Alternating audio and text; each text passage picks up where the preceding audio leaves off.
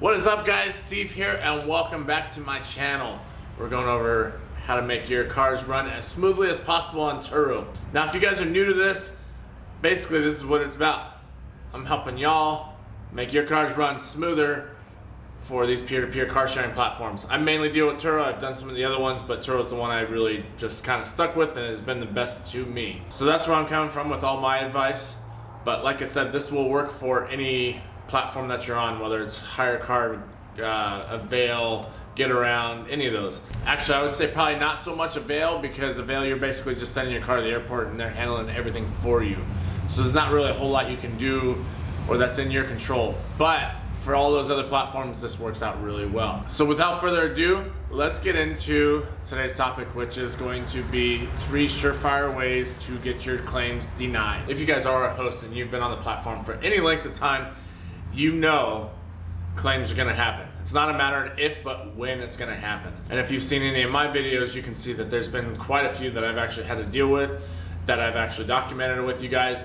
There are even more that we did with the past fleet that I haven't documented with you guys, that have been way more difficult, I would say, than the majority of the claims that I've had so far. With that being said, there's definitely a few things that'll completely shut down any kind of claims that you may have. I will start off. The first one would be making sure that your pre-trip photos and your post-trip photos are on point. Now this goes multiple ways. You got to make sure that your photos are clear and precise if you're trying to get that smoking charge. Now it's definitely doable. There usually is ash somewhere in the car, but some of those renters, if you guys have been around, you know it's difficult. They will go through and detail your car. I swear, the best people, the best renters to have your car are the smokers, because they will detail that thing to the point where you can't find a single ash in there, but the smell is there, and they know that they basically got you. You know what I mean? And then they'll just blame it on somebody else. So make sure that those pre-trip photos are super clear and precise, as well as the post-trip photos, because those ones are basically going to be the evidence of how they brought the car back. The other part of this is make sure that you're in that window of when you're allowed to take pictures.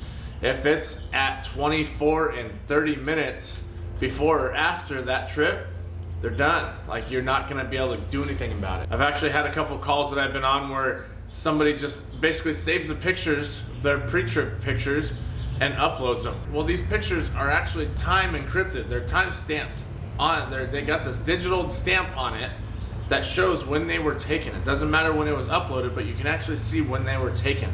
And if these photos were taken, 2 weeks before the trip on someone else's trip, and it just happens to be the same pre-trip photos that you had, so you're just uploading it every time, trying to save time, you're gonna get denied. You gotta be extremely careful with this. And realistically, it takes five seconds to go do all the pre-trip photos, so just take the time, just do it. Don't try and skimp out of it. I know you're trying to make this as passive as possible, but definitely just do what you have to, your due diligence. All right, so as always, you guys know, I got a course below, and if you don't know, now you know. I got a course below. If you guys wanna learn from the previous mistakes that I've made with the previous fleet, the current fleet, all that stuff to help expedite your guys' process to where you're making a lot less mistakes and making a lot more money, by all means, check out that course below. It'll help out tremendously. Like I said, all the little things that you didn't really think of, and the big things as far as buying cars and all that, to where it could save you a lot of money, so you're not upside down on these things. So check out that course. Also, like, subscribe. List of everything that I use on the daily is down there. But let's get back into this video. Now, the second thing I will say is make sure that you're doing the proper check-ins. If you guys are doing contactless, remote check-ins, make sure that they are uploading the photos of their license and their selfie with the license in the time that they are supposed to, and then most importantly, when they are picking up the car. Don't just give them that code and say, hey, when you get there, let me know and send me a picture. No, that could backfire super quick.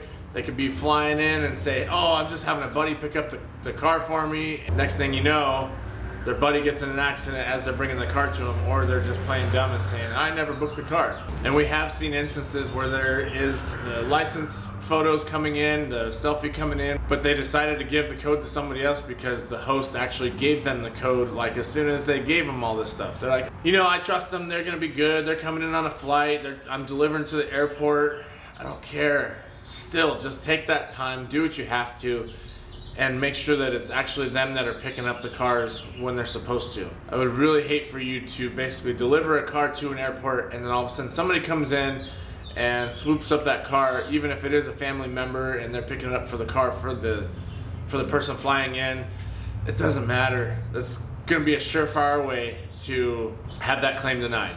If anything happens and they don't see that this person was the one that actually picked up the car, or they saw that you released the car before actually seeing them get to the car, the claim's gonna get denied. And I'd hate for something to happen, because I mean it could be something minor, or they could go out and total it as soon as they're leaving the parking lot. Who knows? But either way, I don't want to be stuck with that bill, and I know you guys don't either.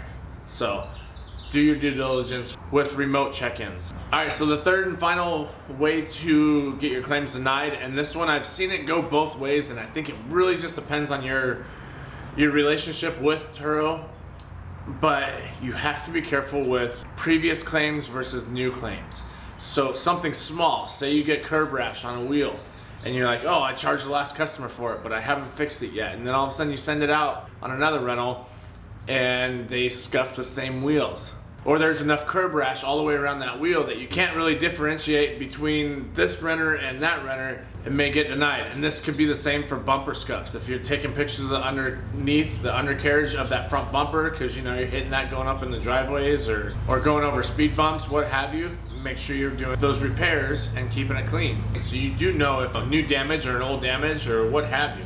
Rims are by far the worst, because the last thing you want to do is have somebody come out, fix your rims, you know, 175 bucks a pop, and then all of a sudden, boom, the next renter comes out, and now you got to try and schedule this out again and hopefully get it done between rentals. So I get it. Just do it at the end of the year, or maybe when you get rid of the car or something like that. But if you start doing multiple claims on this and there's all those scuffs, it's gonna get denied. Like I said, bumpers you want to take care of. Interiors, if there's stains on the seats, you want to make sure that those are taken care of.